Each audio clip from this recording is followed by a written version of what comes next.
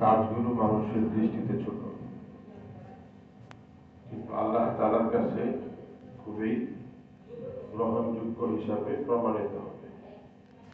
আল্লাহ তাআলার কাছে পছন্দ হয়ে যাবে যে আমলটা, সেটা ছোট হলেও, মানুষের দৃষ্টিতে ছোট হলেও, সেটা দিয়ে মানুষ আপনার জান্নাতে চলে যাবে এবং তার কোনো শাস্তিও হবে না। কাজটা একদম ছোট, দেখতে মনে হয় যে রাস্তার মধ্যে একটা আপনার মনে করেন একটা পাথরের টুকরা পড়ে আছে, ইটের টুকরা পড়ে আছে, একজন ভাই এখানে মধ্যে আপনার ব্যথা পেতে পারে, আপনি শুধু কি করলেন, এটা একটু উঠে সাইডে রেখে দিচ্ছেন, এটা আল্লাহ তাআলার কাছে মনে করেন কবুল হয়ে গেছে, এইটাই কবুল হয়েছে আল্লাহ তাআলার কাছে ভালো লাগছে আপনার এই কাজটা। এই শত শত হাজার হাজার ভেজালের ভিতর দিয়া এই যে একটা কাজে ভালো লাগছে, এটা দ্বারা আপনার নাজাতের ফায়সালা হবে। হাদিসের মধ্যে আছে, হাদিসের মধ্যে আছে বলতে আমি যেমনি বলছি এমনি নাই, হাদিসের মধ্যে আছে যে একজন ব্যক্তি আপনার রাস্তার মধ্যে একটা গাছের ডাল, আপনার সেটা মানুষের চলাফেরার সমস্যা হচ্ছে, উনি কি করলেন, ওই ডালটাকে একটু সরাই দিয়েছে, তখন আল্লাহ রাব্বুল আলামিন তার এই কাজে, শাকারাল্লাহ মানে আল্লাহ শুকরিয়া জ্ঞাপন করে, মানে এটা আল্লাহ তাআলার কাছে এটা কবুল হয়ে গেছে, কাজটা আল্লাহ পছন্দ করলেন, এই জন্য আল্লাহ তাকে মাফ করে দিয়েছে। কাজটা দেখতে ছোট, কিন্তু আল্লাহর কাছে কি গ্রহণযোগ্য হয়ে গেছে, এবং এটা আপনার নাজাতের ওসিলা হয়ে গেলে তার কোনো শাস্তি নেই, যাকে মাফ করবে তাকে কি আমার জাহান্নামে দিবে না, মানে আল্লাহ তাআলা এই এক কাজের ওসিলায় তাকে মাফও করে দিয়েছেন, মাফ করে তো জান্নাত দিয়ে দেবে আপনার জান্নাত। এই জন্য হযরত আয়েশা রাদিয়াল্লাহু আনহাকে নবী সাল্লাল্লাহু আলাইহি ওয়াসাল্লাম বলছেন, হে আয়েশা, লা তাহকিরান্না মিনাল মারুফি শাইআ, তুমি কখনোই কোনো ভালো কাজকে ছোট ভাবে, তুচ্ছ ভাবে দেখবে না, কোনো কাজ ভালো কাজকে তুচ্ছ মনে করবে, যে কোনো ভালো কাজ হইতে পারে। নবী সাল্লাল্লাহু আলাইহি ওয়াসাল্লাম একটা উদাহরণ দিয়েছেন, ওয়ালাউ আন তালকা আখাকা বিওয়াজহিন তালক, যদিও সেই ভালো কাজটা তোমার একজন ভাইকে দেখে মুচকি হাসি দেওয়াই হোক না কেন, তোমার ভাইয়ের সামনে তুমি একটু মুচকি হাসি দিয়ে যে কথা বলছো, মুখটাকে বেজার করে রাখো নাই, একটু সুন্দর মুখে, একটু হাসি মুখে কথা বলছো,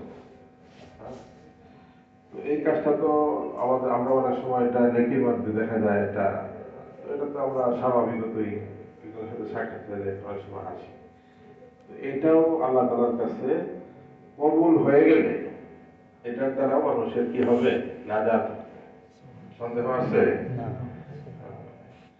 এজন্য কোনো কাজকেই, নেক কাজ কোনোটাকে ছোট মনে করা যাবে না।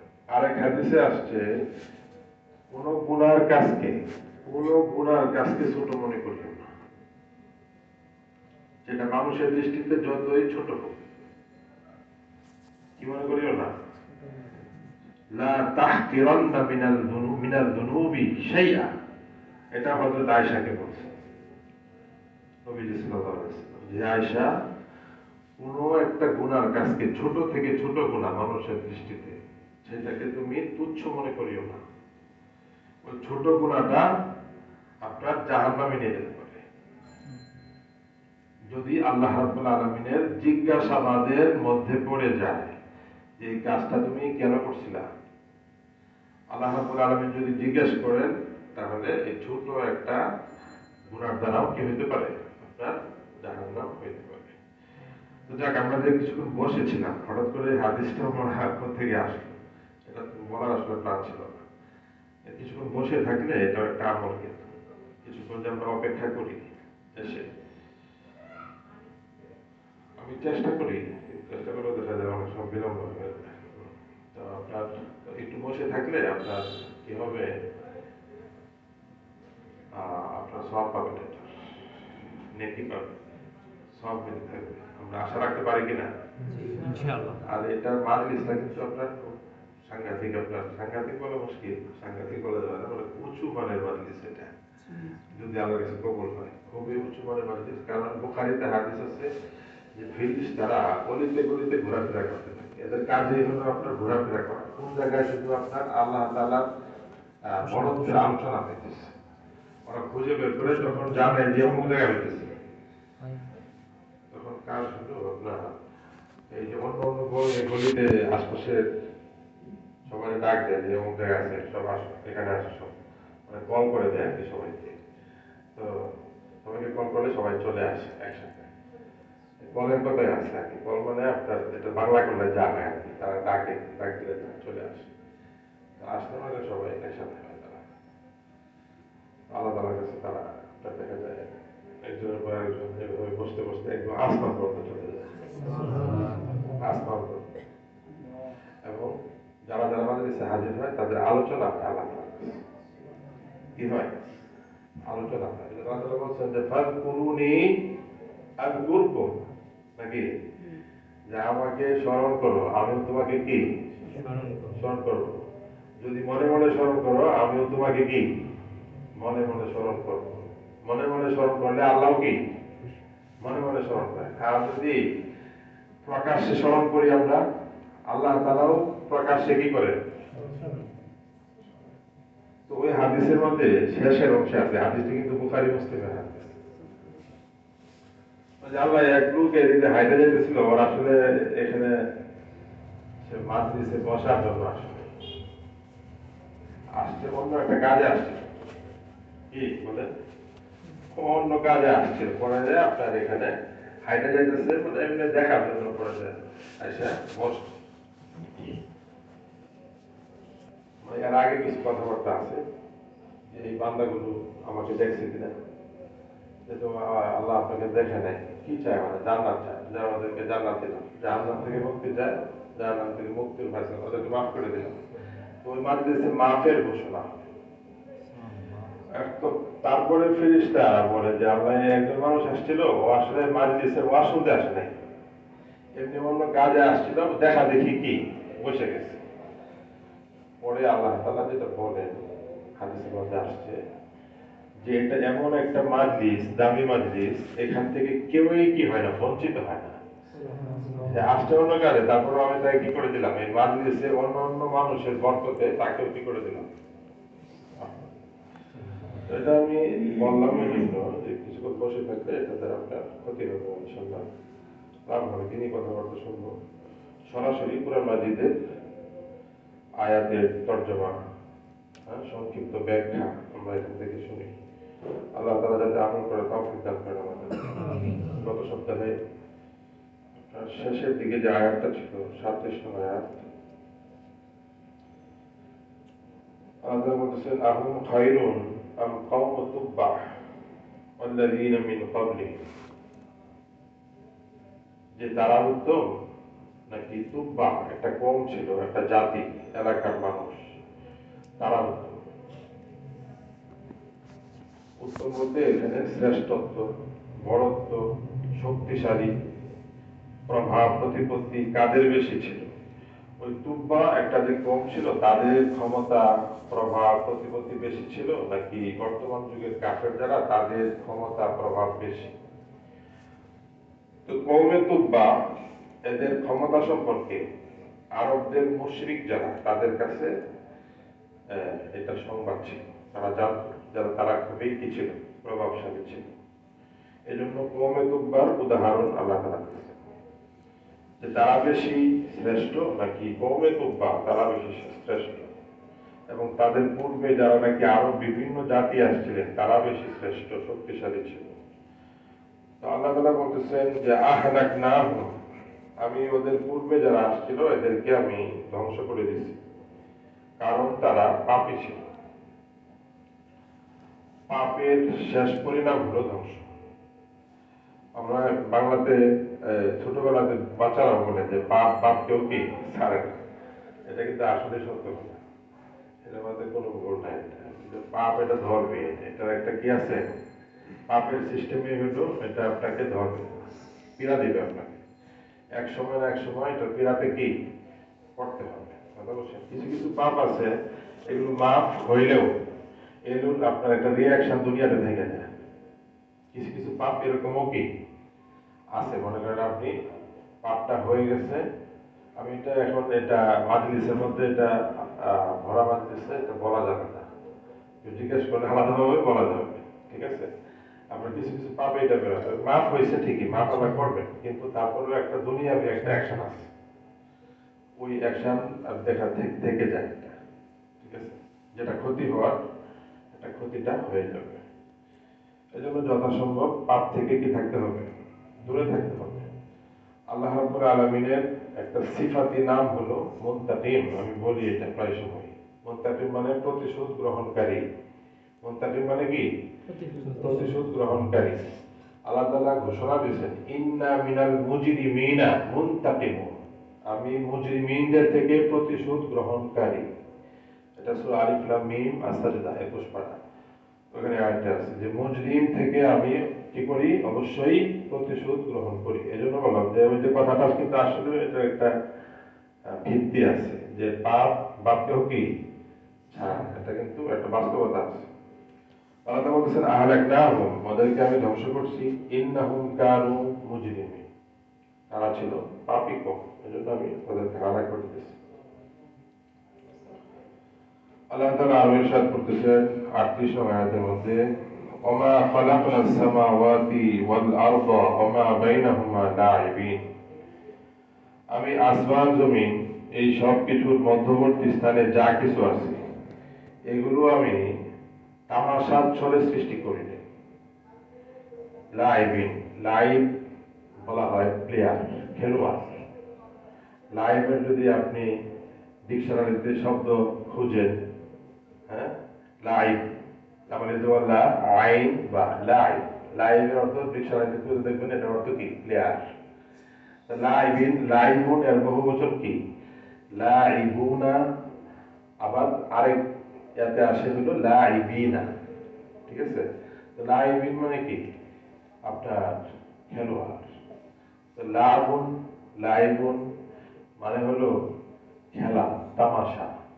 যে আমি তামাশার ছলে আমি কিন্তু এই আসমান জমিন এবং এর মধ্যবর্তী যা কিছু আছে, মানুষ হোক জিন হোক যা কিছু আছে, এগুলো কোনোটাই যে একটা খেলা জমাইলাম আমি এখানে, এই জন্য কিন্তু এগুলো আমি বানাই নাই, আমার একটা মাকসাদ আছে, একটা মাকসাদ নিয়ে কি করছি আমি তৈরি করছি। যে একটু বাস আপনার লুডো খেলা, তারপরে আর কি বলে এগুলো আপনার আসলে বিভিন্ন জাতের খেলা, দাবা খেলা, তো এগুলো দেখা যায় বসে মানুষের সময় পাস করে আর কি, সময় পাস করে না, অনেকে দেখা যায় কি করবে এখন সারাদিন কাজ খুঁজে পাইতেছে না, তো কাজ যখন খুঁজে পাইতেছে না তখন একটা কিছু তো করতে হবে নাকি।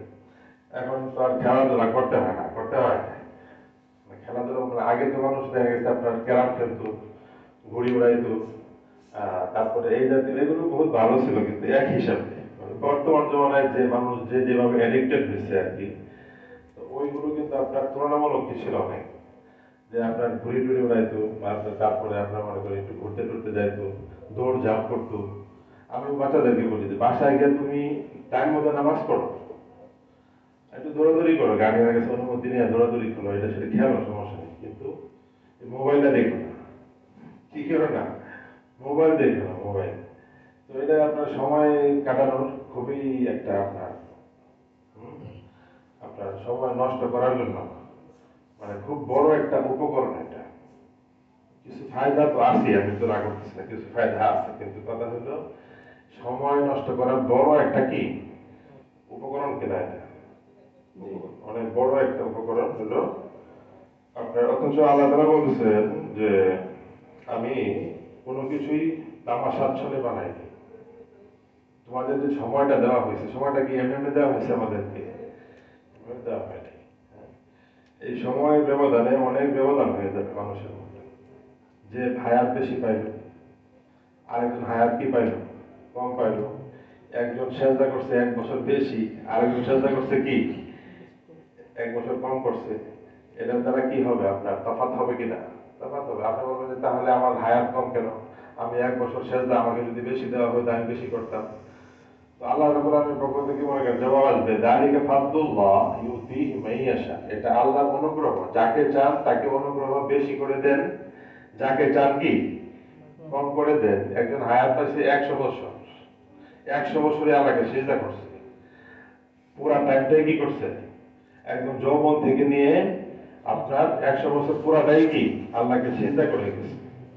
আরেকজন তিনিও যৌবন থেকে নিয়ে আপনার 50 বছর সিজদা করছে আল্লাহ তাআলাকে। দুইজনের আপনার পুরস্কার এক হবে না, অবশ্যই কি হবে, পার্থক্য হবে। তাহলে হায়াতের দাম আছে কিনা, দাম আছে। এমনকি আপনার দুইজন সাহাবী আপনার মারা গেছে, একজন 1 বছর আগে, আরেকজন 1 বছর কি পরে। সামনে তো রমজান আসতেছে, নবী সাল্লাল্লাহু আলাইহি ওয়াসাল্লাম সাহাবীর জানাজা পড়েন, নাসাই শরীফের মধ্যে সহিহ সনদে হাদিসটি আসছে। তো আপনার সাহাবীরা দোয়া করতেছেন আল্লাহুম্মা আলহিকহু বিসাহিবি, যে আল্লাহ আগে যে 1 বছর আগে যে ভাই মারা গেছে আপনি তাকে তার সমকক্ষ করে দেন, তার সাথে মিলিত করে দেন। তখন নবী সাল্লাল্লাহু আলাইহি ওয়াসাল্লাম যিনি দোয়াটা করতেছিলেন তাকে বললেন যে তুমি এই দোয়াটা কিভাবে করলা, কারণ সে যে 1 বছর, এই যে 1 বছর কি করলো, বেশি কি করলো, নামাজ পড়লো, একটা রমজান বেশি পাইলো, ঠিক আছে, এগুলো তুমি কোথায় নিবা, এগুলো তুমি কোথায় নিবা। এবং নবী সাল্লাল্লাহু আলাইহি ওয়াসাল্লাম হাদিসের শেষাংশে গিয়ে বলতেছেন ফালামা বাইনাহুমা কামা বাইনাস সামাই ওয়াল আরদ, যে এই যে 1 বছরের ইবাদতের মাধ্যমে দুইজনের মর্তবায় মর্যাদায় আকাশ পরিমাণ, আকাশ এবং জমিন সম পরিমাণ মর্যাদার পার্থক্য হয়ে গেছে। একজন 1 বছর হায়াত বেশি পাইছে, আরেকজন কি 1 বছর কি, অথচ যিনি 1 বছর আগে মারা গেছে তিনি আপনার যুদ্ধ করে মারা গেছে। তারপরেও নবী সাল্লাল্লাহু আলাইহি ওয়াসাল্লাম বলতেছেন সে একটা রমজান বেশি পাইছে, 1 বছর পর্যন্ত আল্লাহকে সিজদা বেশি করছে। সুতরাং তুমি দুইটাকে একসাথে কি মিলাই দিও না। বাকি আপনার যুদ্ধের এটা যারা প্রকৃত অর্থে মুজাহিদ যারা, সেটার একটা আলাদা মর্যাদা আছে, ওইটার জায়গায় ওইটা আপনি রাখবেন। ওইটা আমি যে সময় বায়ান করার দরকার সময় বলবো, এখন যে এটা বায়ানের ধাস অনুযায়ী কি করতেছি এটা বলতেছি, এটা খেয়াল করে, মানে সময়ের মূল্য আছে আল্লাহ তাআলার কাছে, এটা এমনি এমনি তৈরি করা হয় নাই। সময়টাকে কি করতে হবে, কাজে লাগাইতে হবে, যথাসম্ভব সময়কে কাজে লাগাইতে হবে। আল্লাহ তাআলা বলেছেন ওমা খালাকনাস সামাওয়াতি ওয়াল আরদা ওমা বাইনাহুমা লাঈবিন, আসমান এবং জমিন এবং এর মধ্যবর্তী স্থানে যা কিছু সৃষ্টি করছি আমি, এগুলো আমি অহেতুক সৃষ্টি করি নাই। মা খালাকনাহুমা ইল্লা বিল হক, আমি এই যে যা কিছু সৃষ্টি করলাম এগুলো সত্যিই একটা কাজের জন্যই সৃষ্টি করছি, হক, কোনো বাতিল এগুলো না, যে একটা নাটক সিনেমার মতো বা একটা গল্পের মতো, বিষয়টা এরকম না। কিন্তু এই বিষয়টা ওয়ালাকিন্না আকসারাহুম লা ইয়ালামুন, অধিকাংশ মানুষই এটা উপলব্ধি করতে পারে না। অধিকাংশ মানুষই কি, অধিকাংশই মানে আপনার পৃথিবীর অধিকাংশ মানুষই এই কথাটা কি বুঝে না। ওয়ালাকিন্না আকসারাহুম লা ইয়ালামুন, আমাদের হায়াত, আমাদের মৃত্যু, আমাদের যা কিছু আছে সবই কার জন্য, আল্লাহ তাআলার জন্য। যদি মরতে হয় কার জন্য মরতে হবে, আল্লাহর জন্য মরতে হবে। জানো জানা দাও অগর না আজদু বস্তা নদ আজল, জান যদি দিতেই হয় তাহলে কার জন্য দাও, আল্লাহর জন্য দাও। জান দিতে হলে কার জন্য দিতে হবে, আল্লাহর জন্য দিতে হবে। মরতে তো তোমার হবেই, এমনিও তোমার জান যাবে, অমনিও যাবে, তাহলে জানটা যদি আল্লাহর জন্য যায় তাহলে তোমার তো মর্যাদা কত বাড়বে তুমি দেখতে পারবে, কত বাড়বে সেটা। জান এমনি তোমার যাবেই, যান, কোনো সন্দেহ নেই। সবকিছুর ফয়সালার দিন হলো কিয়ামতের দিন।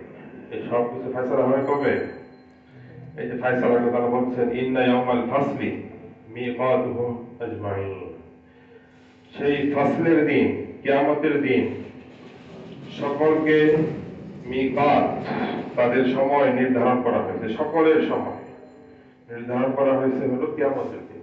সবার সময় নির্ধারণ করা হয়েছে কি, সবকিছু ফয়সালার দিন কবে, এটা কিয়ামতের দিন, সবকিছুরই ফয়সালা হবে। যত রহস্য আছে, সকল রহস্য উন্মোচিত হবে কিয়ামতের দিন। যা কিছু আমাদের সামনে এখন মনে করেন কি হইতেছে না, উন্মোচিত হইতেছে না, এটা কেন এটা কেন, এই সব কিছু উন্মোচিত হবে কিয়ামতের দিন। আল্লাহ তাআলা ইয়াউমা তুবলা সারাইর, সারাইর মানে হলো যত রহস্য আছে, রহস্য, এই রহস্যকে কি করা হবে, উন্মোচিত করা হবে কিয়ামতের দিন। আল্লাহ তাআলা খুলে খুলে সব মানুষকে স্পষ্ট করবে। ইয়াউমা লা ইউগনি মাওলান আম মাওলান শাইআ ওয়া লা হুম ইনসারুন। আল্লাহ তাআলা বলতেছেন 41 নম্বর আয়াতের মধ্যে সূরা দুখানের, সেদিন এক মাওলা আরেক মাওলার কোনো কাজে আসবে না। মাওলা শব্দের অর্থ হলো নিকটবর্তী মানুষ।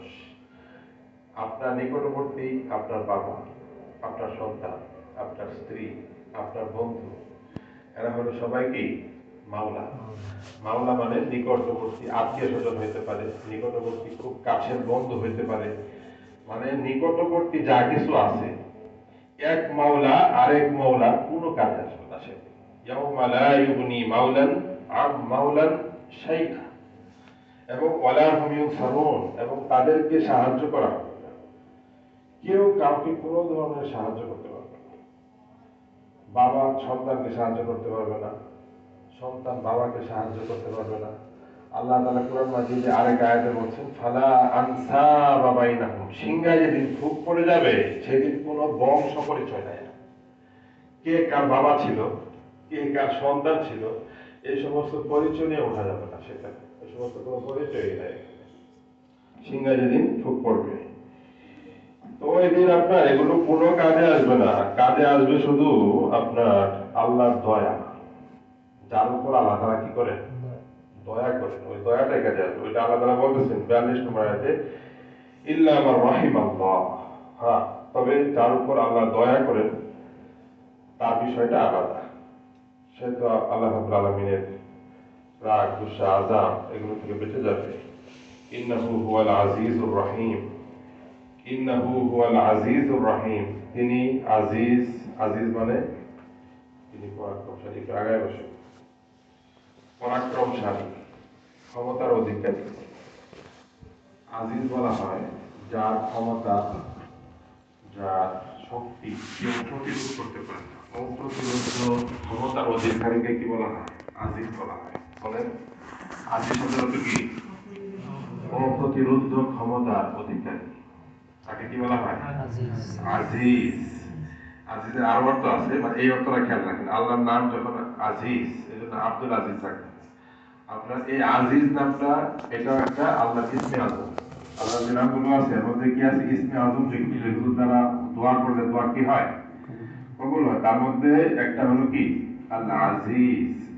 আল্লাহুম্মা ইন্নী আসআলুকা বিআন্নাকাল আজিজ, হে আল্লাহ আমি আপনার কাছে চাইতেছি এটা এই জন্য, এই উসিলায় যে আপনি কি আজিজ, পরাক্রমশালী, আপনার ক্ষমতাকে কেউ প্রতিরোধ করতে পারে না, এই উসিলা দিয়ে আপনার কাছে আমি চাইতেছি।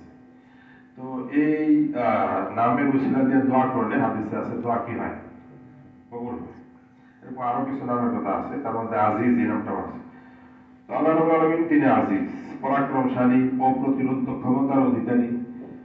তবে তিনি এত ক্ষমতার অধিকারী, এটার পাশাপাশি তিনি শুধু ক্ষমতার অধিকারী তাই না, তিনি আর রহিম, তিনি অত্যন্ত দয়ালু। তিনি ক্ষমতার কারণে ক্ষমতা শুধু মানুষের উপর ব্যবহার করেন এমনটা নয়। ক্ষমতার পাশাপাশি যে ক্ষমতা আছে এজন্য বাস পরে ধরে বাইরে ফেললাম, কাইটে ফেললাম, এরকম না। আল্লাহ রাব্বুল আলামিন এই ক্ষমতা আছে, কিন্তু এটা তিনি দয়ালু ক্ষমতাশীল। তিনি কি দয়ালু ক্ষমতাশীল, অত্যন্ত দয়ার সাথে তার ক্ষমতাটা, মানে ক্ষমতা আছে ঠিক। এখন মনে করেন রাজা বাদশারা বা যে কেউ আপনার সমাজের একজন কেউ মনে করেন একটু ক্ষমতা পাইলে তখন তার হুঁশ থাকে না, হ্যাঁ, হুঁশ থাকে না। এই জন্য মাঝে মাঝে আল্লাহ তাআলা এই যে ক্ষমতার পালা বদল করেন, ওইটা দেখেন আর কি, যে এই যে তোরা যে খালি হাই হুতাশ করতেছিলি যে কি আমরা দেশে ক্ষমতায় আসলে খুব ভালো দেশ চালাবো, এসে পরে যে আপনার দেখা যায় ওই আগের যারা আপনার যা করছে পরের তারাও কি তাই করে, আগেরাও চুরি করছে পরেরাও কি করে, চুরি করে। ঠিক আছে, আগেরাও যারা চাঁদাবাজি ক্ষমতায় মনে করেন আসে নাই, আসার আগে যে মনে করেন ধরে নিয়েছে যে আমরাই আসবো ক্ষমতা, তাহলে মনে করেন এখন থেকেই মনে করেন আপনার কি ক্ষমতার দাপটে আপনার মনে করেন থাকা যাইতেছে না। এরকম আছে কিনা, আছে। এই কাজগুলো কিন্তু করা যাবে না। আপনার এটা করলে এটা আল্লাহ তাআলা খুবই রাগান্বিত। আল্লাহ তাআলা তিনি ক্ষমতার অধিকারী, কিন্তু তিনি আবার রহিম, অত্যন্ত দয়ালু তিনি। হ্যাঁ? ইল্লা মা রাহিমাল্লাহ ইন্নাহু হুয়াল আজিজুর রহিম। এখন আল্লাহ তাআলা এখানে দুইটা সিফত উল্লেখ করছেন। একটা হলো তিনি ক্ষমতার অধিকারী, ক্ষমতার অধিকারী, আবার তিনি দয়ালু। দয়ার কাজ করলে অবশ্যই দয়া পাওয়া যাবে।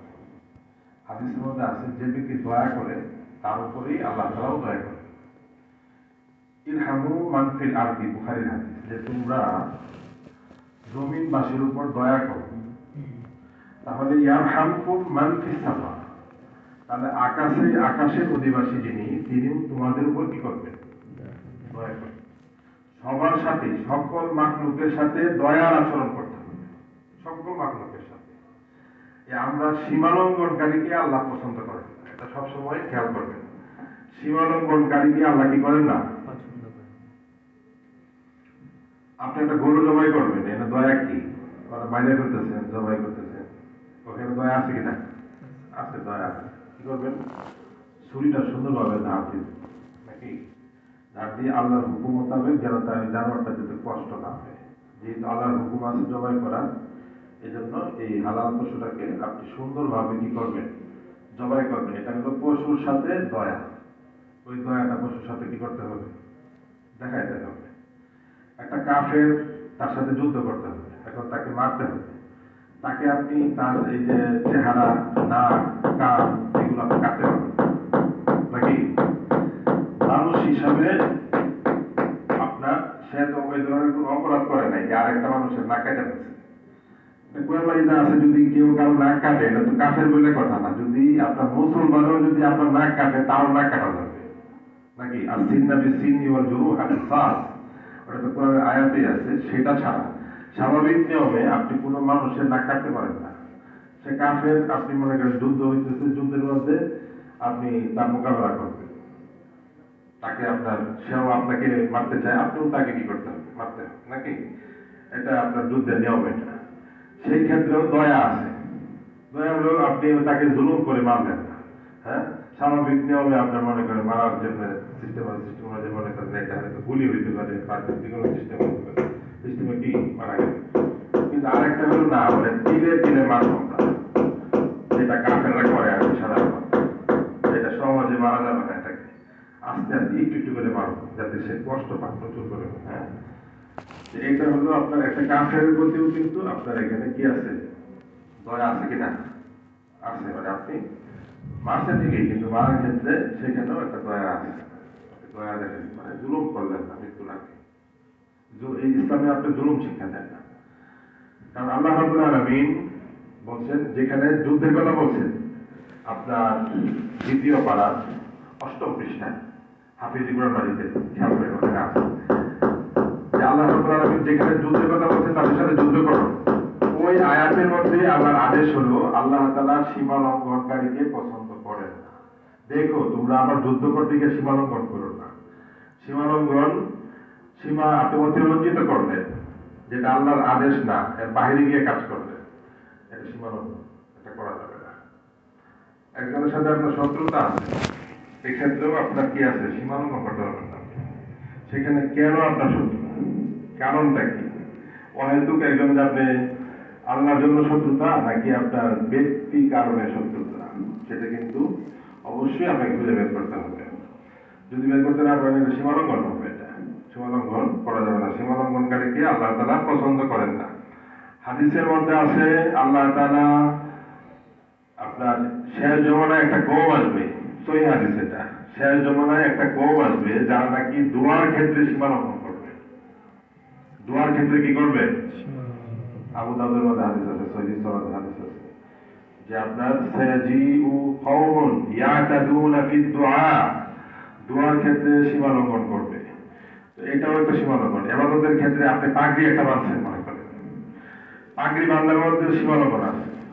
আপনি মনে করেন এই পিছনে যে এই যে আপনার কি দেয়, এটাকে সামলা বলে, হ্যাঁ, সামলা কি করবেন, একদম কোমর পর্যন্ত রয়ে গেছে, এটা বিশাল বড় করে একটা মনে করেন পাগড়ি, লম্বা একটা লেজ দিচ্ছেন পাগড়ি, বিশাল বড়, একদম দেখা গেছে আপনার কোমর টোমর পার হয়ে চলে গেছে নিচের দিকে আরো, তাহলে এটা কি হইল? সীমালঙ্ঘন হইল। এটা এই সব ক্ষেত্রেই কি আছে?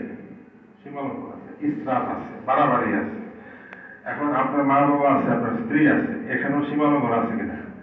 আছে। দেখা গেল আপনি আপনার বিবিরে এমন মনে করেন তার কেয়ার করতেছেন, হ্যাঁ, এত বেশি কেয়ার করতেছেন যে অন্যদিকে আর কোনো আপনার খোঁজ খবরই কি বিলকুলই কি নাই।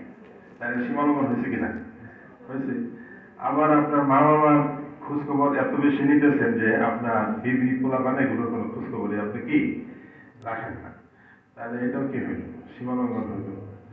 সীমালঙ্ঘন আল্লাহ তাআলা কি করেন না, পছন্দ করেন না। সব ক্ষেত্রেই আপনার একটা কি লাগে? ভারসাম্যতা। ভারসাম্যতা রেখেই চলতে হবে। আল্লাহ রাব্বুল আলামিন আজিজ, তিনি ক্ষমতাশীল, তিনি অপ্রতিরোধ ক্ষমতার অধিকারী। এর ভিত্তিতে আল্লাহ তাআলা যাকে চান শান্তি দিবেন, কিছু কিছু শান্তির বর্ণনা কোরআনে আসছে। যেমন আজকে আমাদের যে আলোচনা আছে, এই আলোচনার মধ্যেও কিছু শাস্তির কথা চলে আসছে। যেমন ৪৩ নং আয়াতে আল্লাহ তাআলা বলছেন, ইন্না শাজারাতাজ যাকুম, যাকুম বৃক্ষ। যাকুম বৃক্ষের নাম তো আমরা শুনছি নাকি? যাকুম গাছ, যাকুম। ইন্না শাজারাতাজ যাকুম তাআমুল আফিম। আফিম মানে পাপিষ্ঠ।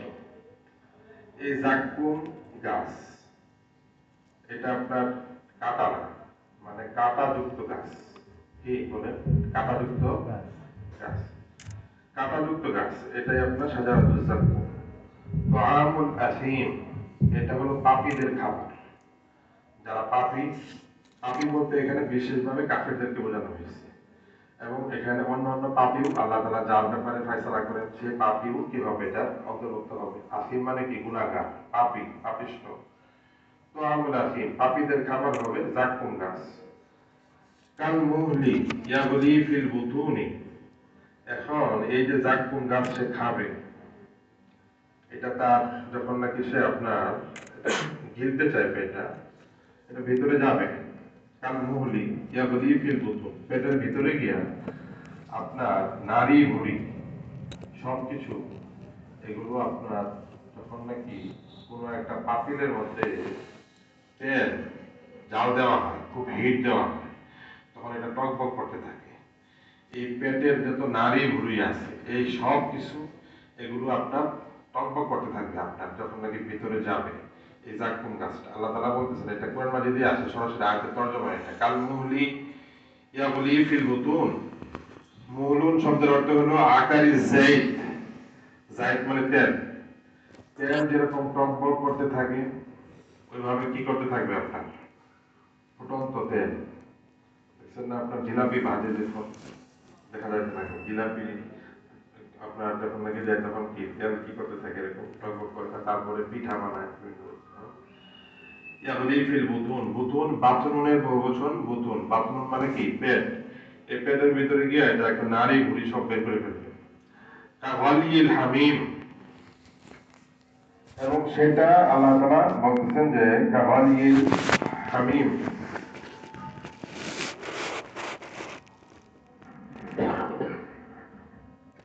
হামিম মানে হলো ফুটন্ত পানি। হামিম মানে কি? ফুটন্ত পানি।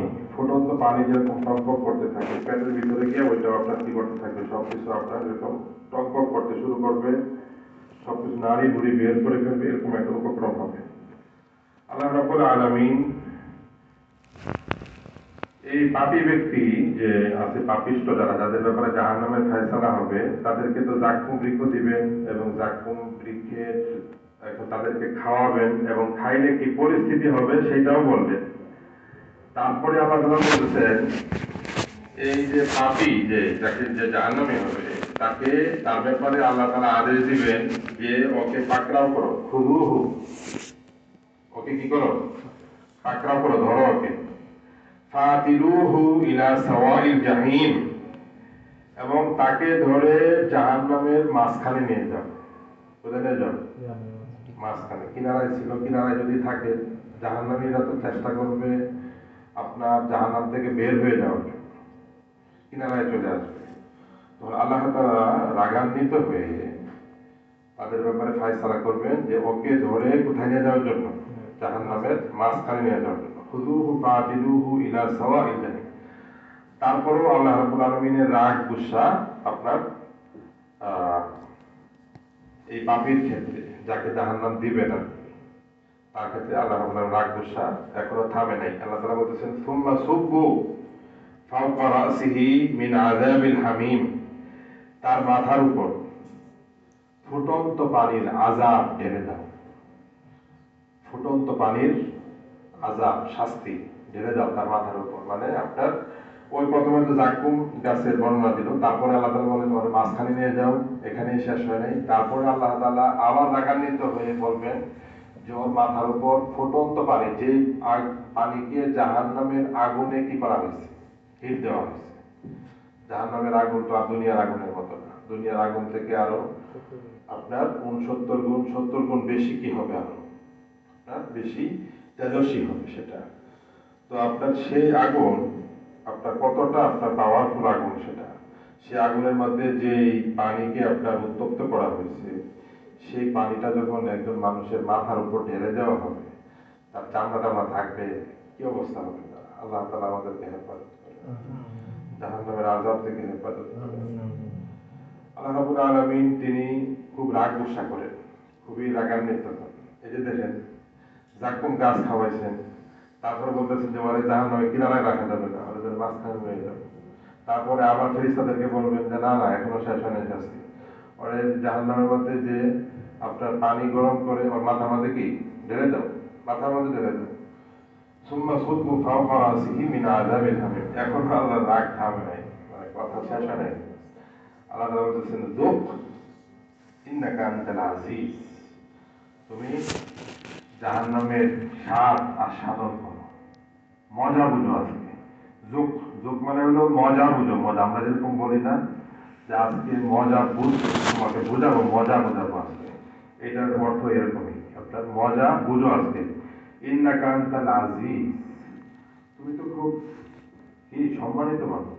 আজিজ মানে আগে বলছিলাম কি ক্ষমতার অধিকারী, এখানে আজিজ বলতেছেন কাকে, ওই জাহান্নামীকে বলতেছেন কি আজিজ। আজিজ মানে কি প্রিয়। তুমি তো অনেক আপ্যায়নের উপযুক্ত, দুনিয়াতে ভালো কাজ করে আসছো, তোমাকে একটু মেহমানদারি করতে হবে না, মানে এই টাইপের কথা কথা বলছে, মানে তাকে ধিক্কার দেওয়া হবে এইভাবে যে তুমি তো খুবই সম্মানিত, অনেক ভালো কাজ তুমি দুনিয়াতে করে আসছো, তো তোমার জন্য তো এছাড়া আর কি আপ্যায়ন হইতে পারে, তুমি তো এগুলোই তো কামাই আসছো দুনিয়া থেকে। এভাবে আল্লাহ তাআলা তাকে আপনার তিরস্কার করবে। ইন্নাকা আনতাল আজিজুল কারীম, তুমি তো খুব সম্মানিত মেহমান এখানে, এজন্য তোমাকে এইভাবে কি আপ্যায়ন করা হয়েছে। এইভাবে আল্লাহ রাব্বুল আলামিন বান্দার উপর কি হবেন, রাগ গুসাও করবেন, অত্যন্ত রাগান্বিত হবেন। এজন্য আমাদের কুরআন মাজিদের সাথে যখন নাকি আমরা কোরআন মাজিদের এই যে আয়াতগুলো, শাস্তির আয়াত, কোরআন মাজিদের যেমন নিয়ামতের আয়াত আছে, এভাবে কি আছে শাস্তির আয়াত আছে। কিন্তু আমরা গাফেল থাকি, আমরা দেখা যায় কি আরবিটা আমরা কি শিখতে চাই না, আরবি শিখি না। আমরা ছোটবেলায় কোরআন মাজিদ পড়ি ঠিকই, কিন্তু কি শিখি না, আরবি শিখি না, আরবি শিখি না। আরবিটা শিখলে নামাজ, যে নামাজি ব্যক্তি নামাজ পড়ে 5 বেলা, 5 বেলার মধ্যে জাহারি কেরাত কয় বেলায়, 3 বেলা জাহারি কেরাত, ফজর, মাগরিব, ইশা, জাহারি। তো জাহারি কেরাতের মধ্যে ইমাম সাহেবরা মনে করেন বিভিন্ন ধরনের আয়াত, আযাবের আয়াত পড়তেছে, আবার নিয়ামতের আয়াত পড়তেছে।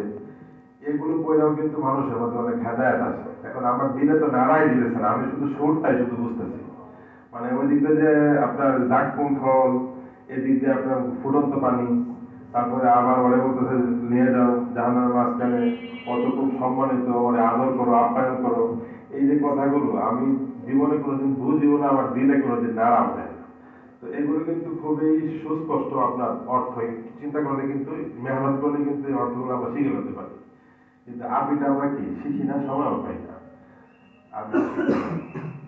আরবিটা কি করতে হবে, শিখে আমরা এখন মানে আপনার কোরআন তেলাওয়াতটা কোনো মতে শিখে আরবি বাচ্চারা।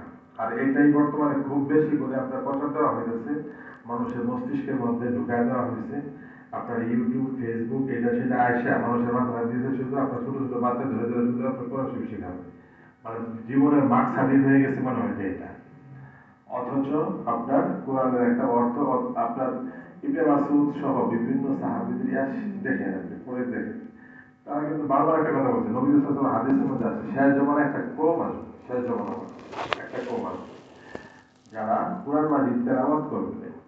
এবং বুখারীতে একটা হাদিস আছে, ওই হাদিসের মধ্যে ইমাম বুখারী রাহমাতুল্লাহ আলাইহি খুব স্পেসিফিক ভাবে একটা হাদিস বলছেন যে শেষ জমানার মধ্যে একটা কওম আসবে, এই কওম হবে সুফাহাউল আহলাম, জ্ঞান বুদ্ধি নাই, কি নাই, জ্ঞান বুদ্ধি নাই, বুদ্ধি নাই। আবার হুদাসাউল আসনান, বয়স কম, অর্থ এটা হুদাসাউল আসনান, আসনান সিন্নুনের বহুবচন, সিন্নুন মানে কি, বয়স। হুদাসাউল আসনান, বয়স কম, সুফাহাউল আহলাম, তেমন বুদ্ধি হয় নাই, ইয়াকরাউনাল কুরআন, পড়বে সে কোরআন মাজিদ, লা ইউজাবিজু হানাজিরাহুম, ওই কোরআন তার গলার নিচেই যাবে না, গলা পর্যন্ত সীমাবদ্ধ।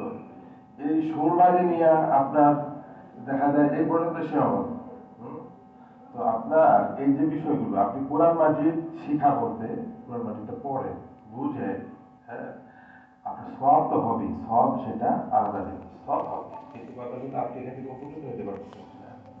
আপনি ভবিষ্যতে নাস্তিক হয়ে যাওয়ার সম্ভাবনা আছে কিনা, মানে এই যে বর্তমান শিক্ষা ব্যবস্থা, এই শিক্ষা ব্যবস্থার ক্ষেত্রে আমাদের নিজেদের ক্ষেত্রে সতর্ক হইতে হবে, এবং আমাদের যে বর্তমান জেনারেশন আছে, আমি মনে করি যদি স্কুলের মধ্যে যদি ঠিকঠাক মতো, স্কুল কলেজের মধ্যে যদি ঠিকঠাক মতো যদি মনে করেন কোরআন তর্জমাটা যদি মনে করেন বাচ্চার আরবিটা যদি শেখানো হতো, অন্য কিছু শেখানো হতো, আরবিটা মনে করেন পড়তে পারে ভালোভাবে, আরবিটা বুঝে, মোটামুটি বুঝে, তাহলে মানুষ গুমরা করার কোন ধরনের সকল রাস্তা বন্ধ হয়ে গেল, গুমরা করতে পারতো না। আপনি মনে করেন কোরআন মাজিদ যে পড়তে পারবে সঠিকভাবে, আপনার মনে করেন পড়তে পারে, আপনার একটা নাস্তিকরা যতই চক্রান্ত করবে এতে কাজ হবে না।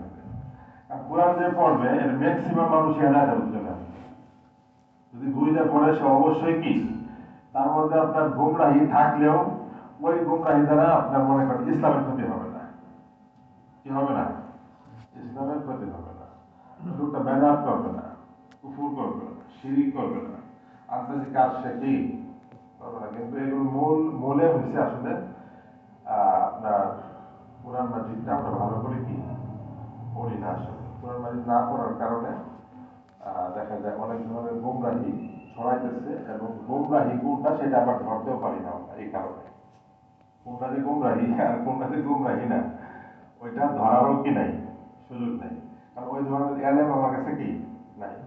হাদিসের মধ্যে, হাদিস না এটা, হযরত আলী রাদিয়াল্লাহু তাআলা আনহু বাণী, তিনি বলছেন ইরনি ফিল হক তারিফ আহলা, তুমি হককে চিনো, হক চিনো, হক চিনো, তাহলে তুমি হকপন্থী কারা তুমি কি চিনতে পারবে। এখন মনে করেন বর্তমানে এই যে মনে করেন একটা ফেতনা চলতেছে, তাবলিগ নিয়ে মনে করেন একটা ফেতনা চলতেছে, তো তাবলিগ নিয়ে ফেতনা চলতেছে, আরো অনেক ফেতনা আছে, তার মধ্যে এটাও একটা ফেতনা, তাবলিগ নিয়ে ফেতনা চলতেছে। এই ফেতনার মধ্যে দেখা যায় আপনার সবাই বলতেছে যে আমাদের সাথে আলেম আছে, তারাও বলে যে একদল বলতেছে যে এই দলটা হলো পুরা আলেম গ্রুপ, আর একদল বলতেছে যে আমাদের সাথেও কি আছে, আলেম আছে।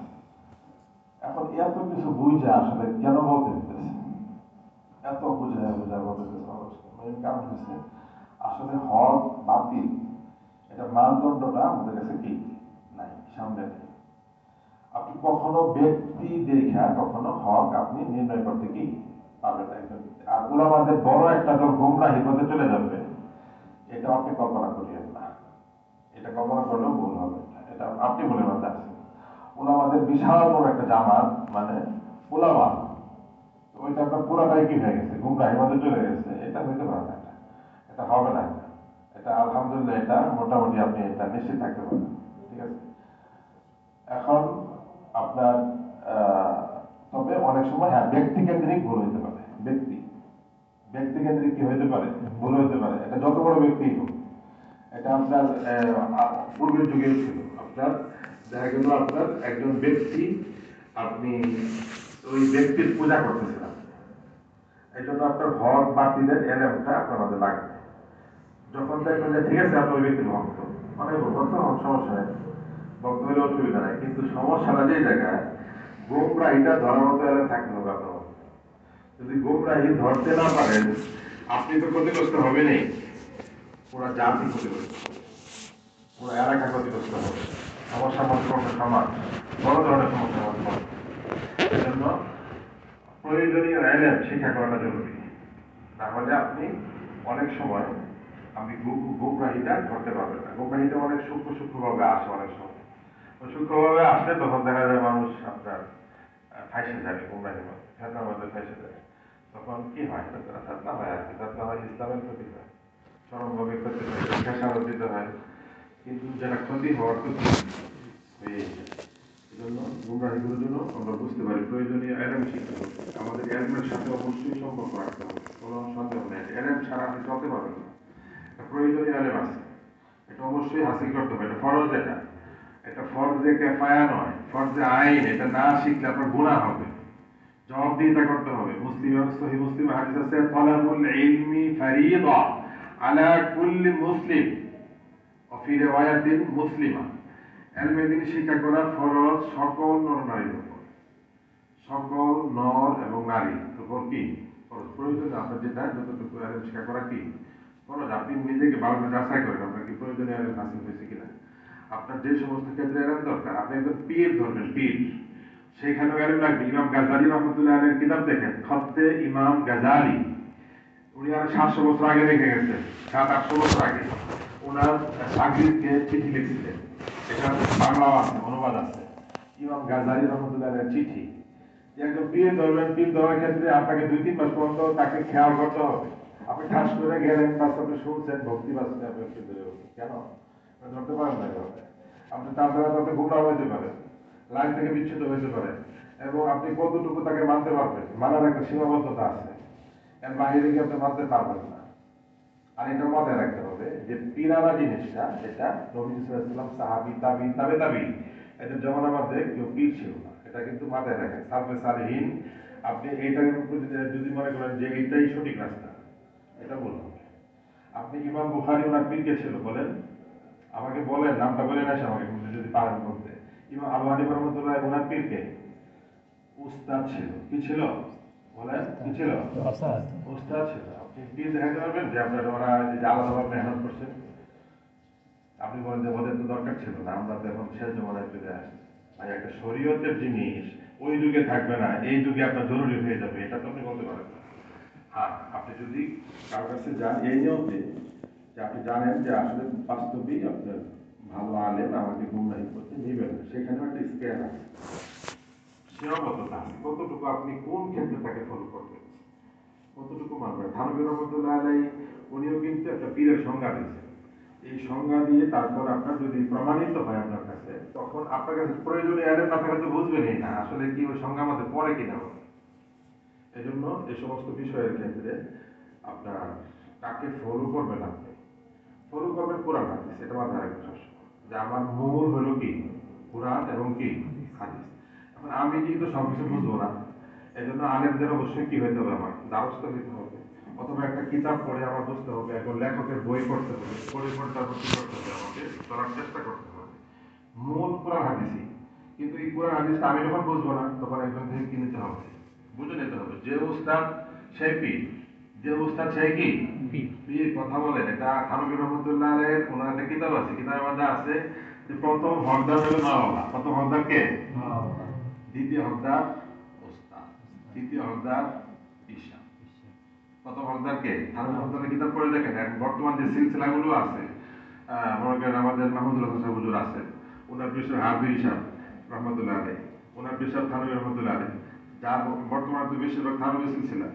তো আপনার এই থানভী রহমতুল্লাহ আলাইহি উনি তো লিখে গেছেন, এটা ওনার কিতাবে আছে, পড়ে দেখেন।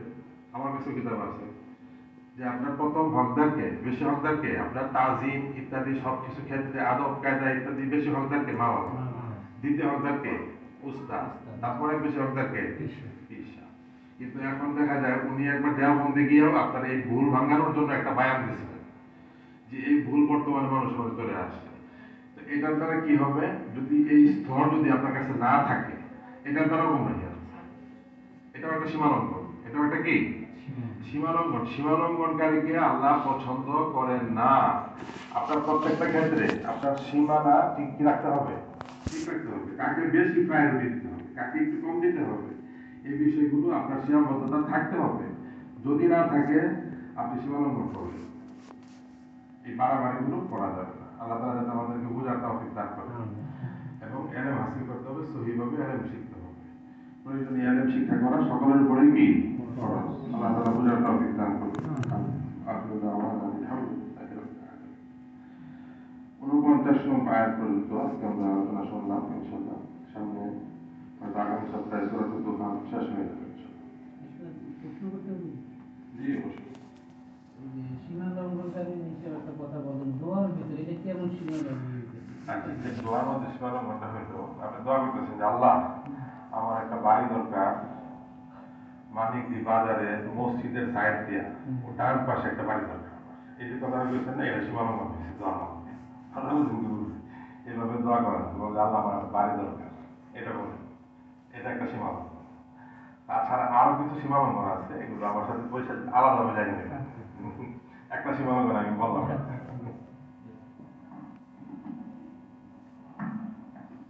اللهم صل على محمد وعلى ال محمد. اللهم صل على محمد. اللهم صل على محمد وعلى ال محمد. الحمد لله رب العالمين والصلاة والسلام على سيد المرسلين.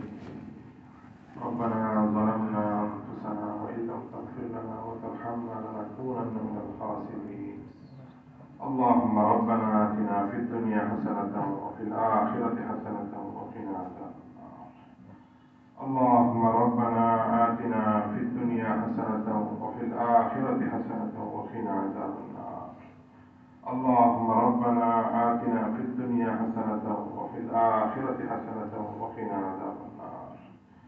ربنا لا تزغ قلوبنا بعد إذ هديتنا وهب لنا من لدنك رحمة إنك أنت الوهاب. ربنا لا تزغ قلوبنا بعد إذ هديتنا وهب لنا من لدنك رحمة إنك أنت الوهاب. رب العالمين মাওলা মেহেরবানি করে আমাদের জীবনের গুনাহ খাতাগুলো মাফ করে দিন, আমাদের জীবনের ভুল ত্রুটিগুলো মাফ করে দিন। আল্লাহ আমাদের কোরআনের তাফসীরকে কবুল ও মঞ্জুর করুন। আল্লাহ কোরআন মাজিদ থেকে, কোরআনের আয়াত থেকে মাওলা যে আয়াতগুলো আলোচনা করেছি, জাহান্নামের আযাব নিয়ে যে আয়াতগুলো আলোচনা শুনেছি, মাওলা মেহেরবানি করে আমাদেরকে জাহান্নামের আযাব থেকে আপনি রক্ষা করুন। রব্বুল আলামিন আমাদের ভুল ত্রুটিগুলো আপনি মাফ করে দিন। আল্লাহ কোরআন মাজিদের এই আলোচনাকে আপনি কবুল ও মঞ্জুর করুন। যে সকল যুবকরা আজকে উপস্থিত হয়েছে তাদের প্রত্যেককে মাওলা ইসলামের জন্য কবুল ও মঞ্জুর করুন। আল্লাহ তাদেরকে আপনি কবুল ও মঞ্জুর করুন। আমাদের সকলকে মাওলা আসক্ত নামাজি বানাইয়া দিন, আপনার দ্বীন মানার তৌফিক দান করুন। আল্লাহ মেহেরবানি করে মাওলা আমাদের ছোটখাটো আমলগুলোকে কবুল ও মঞ্জুর করুন। আমাদেরকে ইলমে দ্বীন শিক্ষা করার তৌফিক দান করুন। যতটুকু ইলম শিক্ষা করা ফরজ ততটুকু ইলম হাসিল করার তৌফিক দান করুন। আল্লাহ অপ্রয়োজনীয় ইলম থেকে আল্লাহ যা আমাদের জন্য উপকারী না এমন ইলম থেকে আমাদেরকে হেফাজত করুন। রব্বুল আলামিন ইলমে নাফি আমাদেরকে দান করুন। রব্বুল আলামিন আমাদের ভুল ত্রুটিগুলো আপনি মাফ করে দিন। আল্লাহ আমাদের ছাত্রবৃন্দ যারা আছেন তাদেরকে নিয়ে মা বাবার নেক স্বপ্ন আপনি পূরণ করে দিন। রব্বুল আলামিন আমাদের জামিয়াতুল ফিরদাউস দারুস সালাম মাদানিয়াকে কবুল করুন। জামিয়াতুল ফিরদাউসের হাজাতগুলো আপনার গায়বী খাজানা পূরণ করে দিন। ইয়া আল্লাহ জামিয়াতুল ফিরদাউসের সাথে যারা মুহাব্বত রাখে তাদের পরিবার পরিজনের জন্য খায়র ও বরকতের ফয়সালা করুন। আল্লাহ জামিয়াতুল ফিরদাউসের আসাতিজা উস্তাদবৃন্দ যারা আছেন তাদের পরিবার পরিজনের উপর রহম করুন। আল্লাহ তাদের পরিবারের জন্য খায়র ও বরকতের ফয়সালা করুন। আল্লাহ আমাদের মধ্যে, আমাদের আত্মীয়দের মধ্যে যারা অসুস্থ আছেন তাদেরকে সুস্থতা দান করুন। ইয়া আল্লাহ তাআলা গোটা পৃথিবীর মুসলমানরা যে যেখানে মাওলা আল্লাহ কষ্টের মধ্যে আছে, নিপীড়িত আছে, মাওলা তাদেরকে সাহায্য করুন। রব্বুল আলামিন ফিলিস্তিনি মুসলমানদেরকে আপনি সাহায্য করুন। রব্বুল আলামিন তারা বড় কষ্টের মধ্যে আছে মাওলা, এই কনকনে শীতের মধ্যে আল্লাহ নানান ধরনের অসুবিধার মধ্যে আল্লাহ ছোট ছোট বাচ্চারা আল্লাহ নারী শিশু দুর্বল আল্লাহ অনেকেই মাওলা অসহায় অবস্থায় আল্লাহ দিন রাত পার করতেছে। মাওলা মেহেরবানি করে তাদের জন্য মাওলা আপনার সাহায্য ফয়সালা করে দিন। তাদের জন্য আপনার পক্ষ থেকে সাহায্যকারী মাওলা অবদানিত করে দিন। আমাদের ভুল ত্রুটিগুলো আপনি মাফ করে দিন। রব্বুল আলামিন আল্লাহ মুজাহিদিন যারা আছে, আল্লাহ যারা দিন কায়েমের জন্য আল্লাহ প্রতিনিয়ত চেষ্টা করে যাইতেছে, তাদের শক্তি সামর্থ্য আপনি বৃদ্ধি করে দিন, তাদের কৌশল আপনি বৃদ্ধি করে দিন। আল্লাহ যারা নাকি আপনার দিনকে কায়েমের জন্য চেষ্টা করতেছে, আল্লাহ তাদের মেহনতকে আপনি কবুল মঞ্জুর করুন, তাদের শক্তি সামর্থ্য কৌশল আপনি বৃদ্ধি করে দিন। ربنا تقبل منا انك انت السميع العليم وتب علينا انك انت التواب الرحيم. سبحان ربك رب العزة عما يصفون وسلام على المرسلين والحمد لله